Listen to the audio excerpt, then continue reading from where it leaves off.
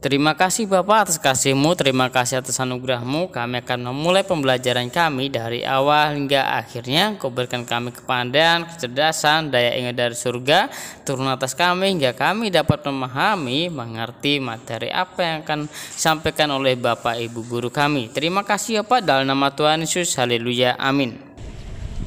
Halo, selamat pagi anak-anak. Yuk, masih bersama dengan Pak Daniel, kita untuk membahas bagian flora yang kedua, yaitu penanggung-jawaban manusia pada flora. Nah, manusia harus menjaga dan melestarikan flora.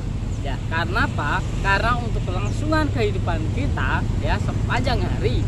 Misalnya untuk manusia petani itu untuk ladang ya, petani untuk mengelola sawah ya, petani untuk mengelola sawah, dan petani juga untuk melestarikan sawahnya ya, untuk melestarikan, untuk menanami padi, jagung, kedelai, dan sayur-sayuran ya, banyak banget. Nah, kita lanjut ya.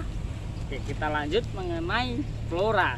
Nah, bagian yang kedua itu adalah manusia itu bertugas untuk mengusahakan flora itu sendiri ya. Misalnya di sawah itu para petani mengelola sawah untuk menanami padi, untuk mengalami jagung, untuk kedelai, kacang-kacangan, semua bisa dimanfaatkan. Nah, itu kalau di dataran rendah. Kalau misalnya di dataran tinggi, para petani yaitu adalah petani tanaman ya, sayur-sayuran, terus bunga, semua macam bunga ya, itu untuk kelangsungan kehidupan kita semua ya, untuk kehidupan manusia. Misalnya kalau sayur-sayuran ya dari pegunungan itu kan lebih fresh ya, lebih segar, bisa dijual ke daerah dataran rendah, misalnya ke kota. Misalnya tanaman dari sayur-sayuran dari Tawangmangu dibawa ke Solo, nah itu mereka jual di Solo untuk kelangsungan, untuk mencari nafkah dan untuk kelangsungan kehidupannya.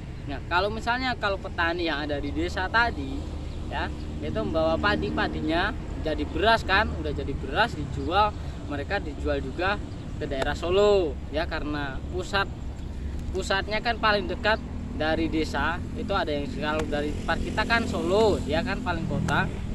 Terus kalau di pegunungan itu paling dekat dari kita adalah Tawangmangu. Nah, semacam itu ya. Kita juga kalau misalnya kita berada di pegunungan, kita lihat juga banyak sekali pohon-pohonan ya. Ada juga pohon karet ya. Habis pohon karet ada juga di Kemuning ya, banyak sekali pohon teh ya, kebun teh.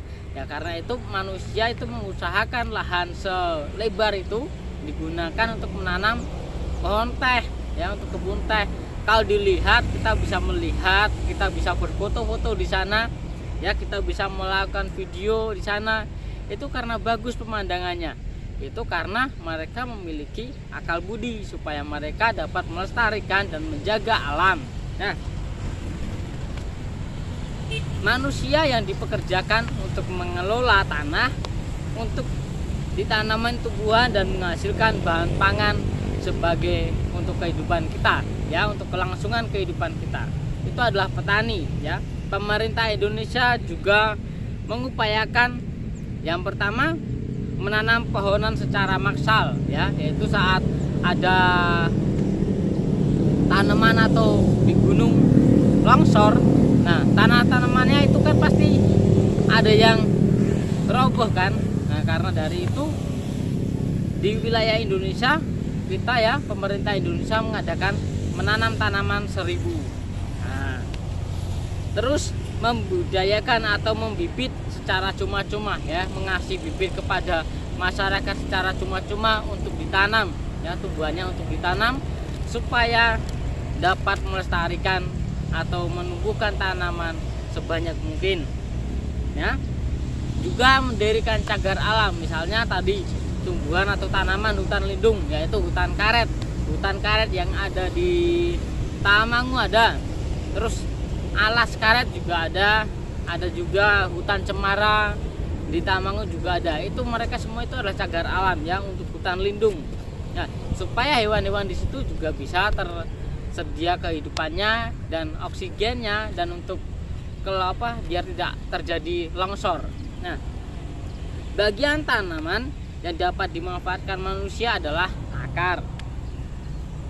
Ya, bagian tanaman yang bisa dimanfaatkan manusia itu adalah akar, batang, daun, bunga, dan buah. Nah, sisanya tumbuhan itu busuk dan itu untuk menyuburkan tanaman yang ada di situ sendiri. Ya, misalnya akar itu bisa untuk obat-obatan, misalnya ginseng, ya. Terus ada ketela kan, dari itu kan di bawah tanah. Nah, dia dari akar. Nah, terus batang itu banyak banget ya. Batang tebu bisa dimanfaatkan untuk menjadi gula, ya, untuk menjadi sirup dan lain-lainnya. Nah, daun itu sayuran, semua sayuran bisa, ya, karena semua sayuran itu bisa dari daun. Nah, terus kalau bunga itu untuk hiasan kita, untuk melihat kita supaya kita lebih segar, ya, memandang. Nah, kalau buah itu banyak sekali macamnya, banyak sekali jenisnya, itu bisa kita makan semua. Nah, sisa-sisanya, maksudnya kalau tanaman udah busuk, layu, dia akan menjadi pupuk dan untuk kesuburan tumbuhan atau tanaman itu sendiri. Nah, mari kita mengucap syukur kepada Tuhan atas pemberian Tuhan, atas berkah-berkah yang telah diberikan kepada kita. Kita juga bisa menjaga, merawat, dan melestarikannya. Nah, sampai di sini pertemuan kita di pembelajaran yang kedua mengenai flora. Ya, sampai di sini. Tuhan Yesus memberkati, tetap semangat. Yuk, mari kita berdoa. Tuhan, terima kasih Tuhan atas kasih-Mu di hari ini. Kami sudah melesaikan pembelajaran kami. Berkati kami kepada kecerdasan, dan kami akan melanjutkan aktivitas kami. Dalam nama Tuhan Yesus, haleluya, amin.